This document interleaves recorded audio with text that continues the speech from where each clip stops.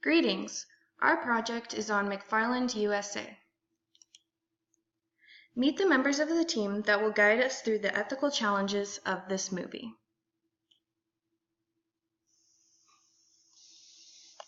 Hi everyone, my name is Brenda Freeberg, and we're going to be talking about the movie McFarland USA and the character traits and attitudes that made it possible for Jim White and his family to adapt to the different cultural environment where generosity, kindness, optimism, fairness, caring, respectfulness, and trustworthiness.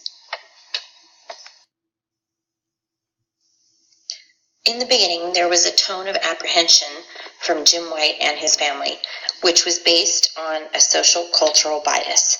They had never lived anywhere that wasn't predominantly white. They were optimistic, but still not sure how they were going to feel about fitting in. Mr. White was starting to be a role model for his team, but in the beginning, it was just a means to an end. When he came to know his team better was when he learned from hardship just how hard they work for everything they have. He put himself in their shoes and walked a mile in them when he worked in the field with them one day. That is when he started to really realize the respect his team deserved and began to be the role model they needed for the right reasons. Being open to understanding the culture made them all grow into better people. Taking into consideration the cultural environment for celebrating a 15th birthday and realizing that his daughter would appreciate it was an amazing change from the cultural bias they had all had in the beginning. Transcendence is the word that I would use to sum the movie up. Everyone learned that it is not just about the color of their skin, but about who they are as people all living in the same community with similar goals for their families. Adam will now go over some attitudinal obstacles the White family faced in their relocation. Hello everyone, I'm Adam Leonard, and I was tasked with the evaluation of the film McFarland in the light of overcoming attitudinal obstacles. Variances in ethical competency can be rooted in a variety of sources, such as value identification or moral foundations. Another issue that individuals or groups can face is that of attitudinal obstacles. Primary obstacles to ethical behavior across cultures are prejudice, stereotypes, and ethnocentrism. While attitudinal obstacles present a very different set of challenges when trying to conduct ourselves in an ethical manner, especially when we're making the consideration across cross-cultural circumstances. It's not exclusive to organizational or corporate considerations, as we see in the film McFarland when we talk about a particular community and this family trying to become assimilated into this community. We can see that it has a lot of different applications and circumstances as we look at it. And it's also not exclusive just to leadership or followers. It can be both leadership ethics in cross-cultural contexts or followership ethics in cross-cultural contexts. They can be affected by these attitudinal obstacles because it goes both ways ultimately.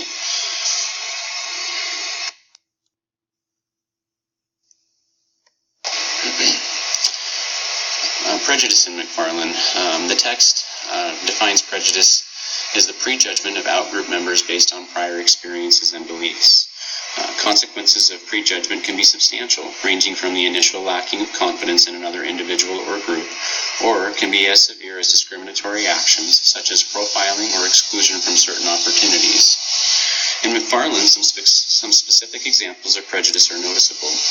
If we make the consideration that a prejudice is a prejudgment, then we must identify instances of this kind, with our focus being that it is a judgment. A judgment is a conclusion by nature, so that would essentially mean that our minds are made up about that particular individual or group. It's interesting when watching the film, considering that the prejudices that are apparent are not exclusive to the White family or others who have interactions with members of the McFarland community or a cross-country team. Early in the film, we see Coach White and his family leaving a local restaurant. While walking to their vehicle, a group of cars pulls up on the street with Mexican-American individuals from the community. Coach White and his family make the absolute judgment of these people that they are dangerous and potentially affiliated with some type of a gang, it would seem. But as we can see, prejudice can also make itself manifest in followership circumstances, not just in leaders. The reverse is also true in terms of prejudicial behavior, but it is focused towards Coach White. When one of his fellow colleagues invites him to be a part of various programs and he declines, she makes the judgment rooted in her prejudice that he is not committed to the school, community, or any of its citizenry.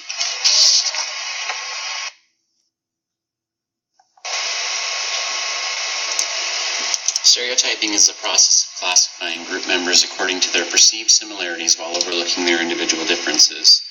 Stereotyping differs from prejudice in that it is an assumption rather than final judgment and is based on group affiliation.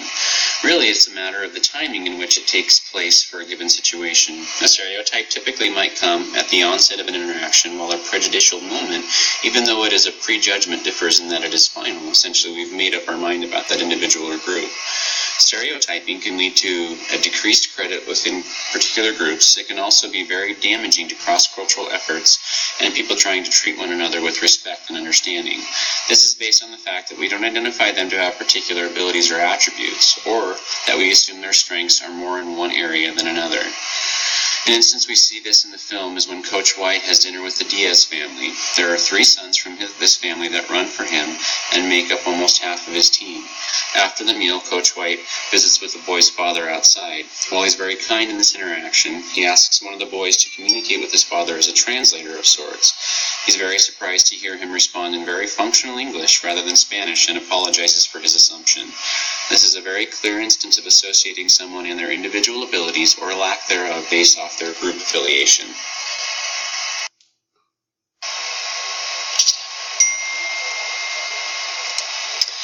Ethnocentrism is the tendency to see the world from our cultural group's point of view. This causes us to have a very limited view of things. When we are guilty of or engaging in this, it unfortunately elevates our cultural norm as the accepted standard. While it is okay to appreciate and even take pride in who we are and what identity we have, we must be cautious to not be engaged in this because we will view all others as falling short. In meeting the ethical challenges of leadership, it even states that ethnocentrism can help a group band together and survive in the face of outside threats, so some good can come of it. Negative results of ethnocentric behavior can include the following: inaccurate attributions about the behavior of those who differ from us. In this case, we only see the reasons why another group does something from our point of view and not from theirs. Expressions of disparagement or animosity. There are certainly instances of this in the film, when runners from other schools, and even coaches for that matter, evaluate the McFarland runners and engage with them directly. They behave in this manner. This comes in them commenting on their uniforms to somewhat ethnic slurs to intimidate and be cruel to them. Pressure on other groups to conform to our cultural standards. This is one I found to be particularly evident within the film, and is not in the most obvious scenarios at first glance. When Coach White is evaluating what he must do to increase his team's potential for success, he reverts back to the experience he has had in previous coaching. He determines that he has to be harder or tougher on them to get the level of performance he knows is needed to win. In fact, what his team needed was an understanding tone as to their challenges and for someone to simply encourage them and believe in them. This is a different way in which ethnocentric behavior becomes manifest, but it is a clear example of someone putting pressure on groups to conform to their standard. He understood how to coach people of different ethnic backgrounds and from entirely different circumstances, and tried to implement that method to this new group of boys. Overcoming ethical barriers associated with our attitudes requires us to change just that, our attitudes. In meeting the ethical challenges of leadership, it states we can reduce our levels of negative prejudice, stereotyping, and ethnocentrism by committing ourselves to mindfulness and dignity and integrity. This can be done in 3 different ways. Openness to new categories allows us to make finer and more appropriate distinctions about people beyond more than just classifiers such as their age or race, for example. Openness to new information allows us to obtain new information and closely monitor our own behavior. Additionally, this allows us to be open to cultural differences. Recognizing the existence of more than one perspective allows for us to see that there is more than one solution and way of going about accomplishing a particular task, or how to best foster certain relationships. I'd like to go ahead and hand it off to Grace and Tiffany to talk about how Coach White was transformed through his experience.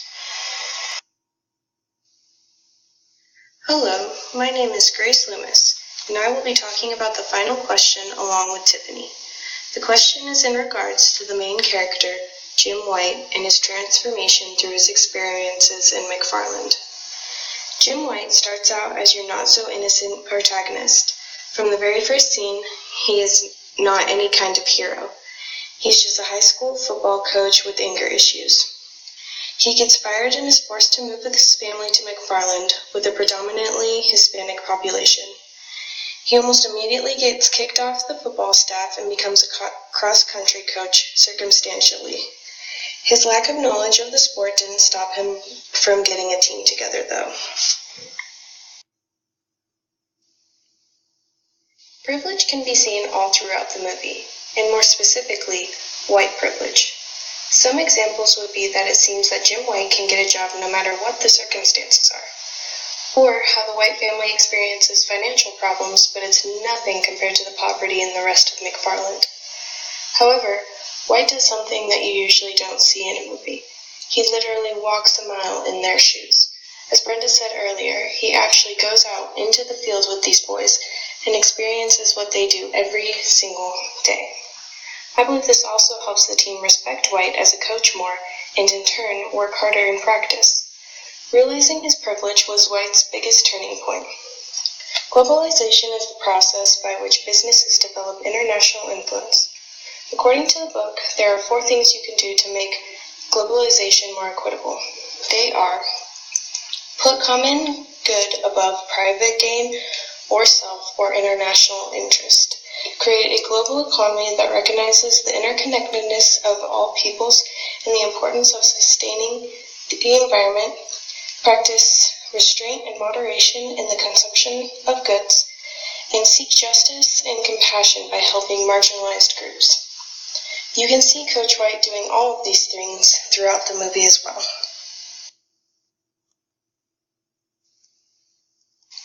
Coach White was a man who experienced a very sad, life-changing experience when he loses his job as a football coach. Losing this job meant that he had to relocate and seek out a job somewhere else. Luckily, he found the perfect job creating a cross-country team after realizing the running capabilities some of his students or players possess. Throughout the movie, Coach White is a leader and a role model whom the boys look up to. After getting to know him, they realize that he is only seeking the best for them and has powerful intentions. His main intention is to let these boys reach the potential that they are capable of. Each boy comes from a home where their future does not look great. No college, no steady, well-paying job. Coach White intends and sets a personal goal to help these boys do what nobody else thought was possible. The undenying love Coach White displays for the boys is undeniable. Losing his job and having to move are experiences in life that have the power to completely destroy families and damage character. However, Coach White remains faithful and follows the change. Rather than trying to fight or prevent it from occurring, he begins to personally change. He changes and in ways that go against what he believed before. He grew in faith and love he had for others and opened up his home and life for his new team. Establishing a new team is difficult when you do not share the same ethical traits, beliefs, or values. However, the common value that they all shared was the love for running. The boys were running to make their coach proud.